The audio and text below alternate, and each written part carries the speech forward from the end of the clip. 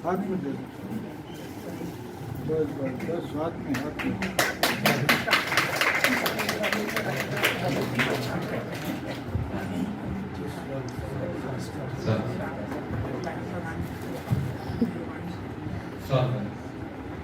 एक मिनट और साल भी नहीं बांध दीजिए थोड़ा। बापू जी की बहुत मेहरबानी है। पूजनीय बापू जी की जय, पूजनीय बापू जी की जय, सदगुरु भगवान की जय, सब संत समाज की और जितने लोग विशिष्ट महानुभाव आए हैं सबकी जय। और हमारे पूज्यवर शिवम साहब जी साहब सॉल उठा करके हमारे साहब जी को सम्मान करेंगे।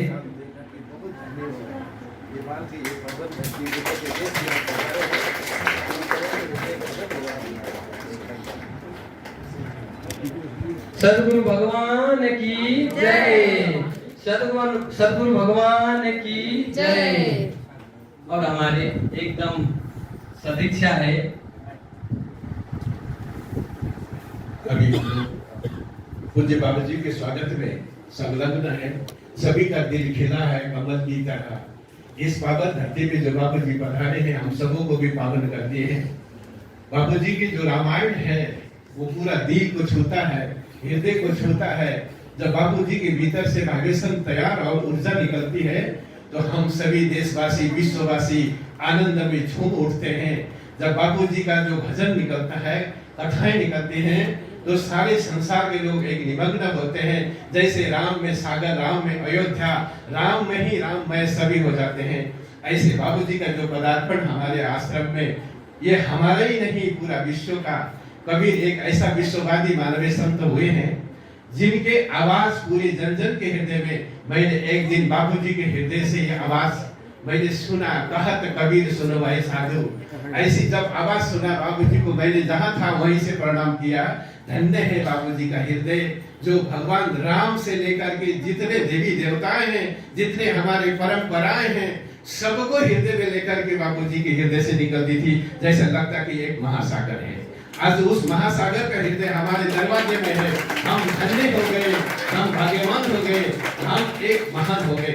ये बाबू जी का आशीर्वाद, हृदय का ऊर्जा हम सभी को ऐसे पावन बनाए रखेंगे। जब जब बाबू जी पदार्पण करेंगे इस धरती पे तो बापू जी को हम याद करके इस धरती में ला करके हम अपने हृदय से स्वागत करते रहेंगे, करते रहेंगे, करते रहेंगे। बोलो सतगुरु भगवान की जय। सब लोग, सब भक्त सज्जन और सब संत लोग आज इस कार्यक्रम में बापू जी के दो वचन जितना भी हो बापू जी तो बापू जी तो आप ही प्रवचन करो। नहीं मैं तो कुछ नहीं जानता हूँ। मैं कुछ नहीं। तो मैं साहिब जी को कोटा राजस्थान से पधारे हैं हमारे सदगुरु बाबा साहिब जी है।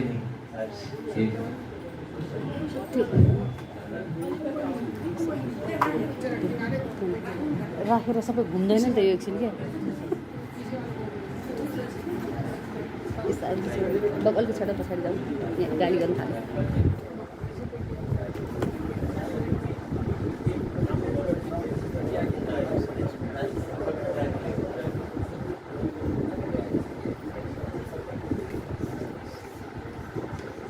बोलिए सदगुरु भगवान की जय, रामचंद्र भगवान की जय, सत्य धर्म की जय।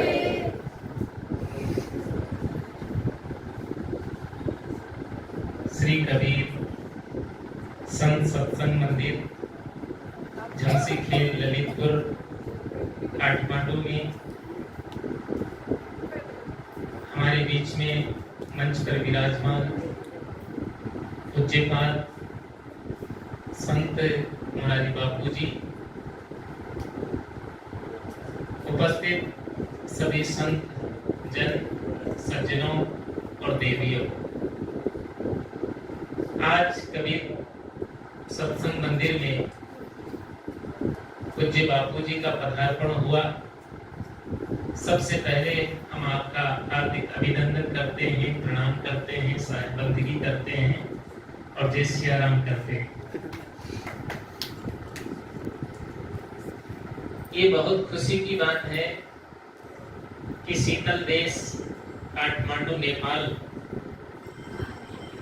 गोदावरी में जहाँ पर कुंभ लगता है, यहाँ नेपाल में 12 वर्ष में वहाँ पर कुंभ लगता है जहाँ आप कथा कर रहे हैं। मेरा भी एक बार उस कुंभ में आने का मौका मिला था। वैसे मैं काठमांडू में 11 वर्ष की अवस्था से यहाँ आ रहा हूँ 82 से,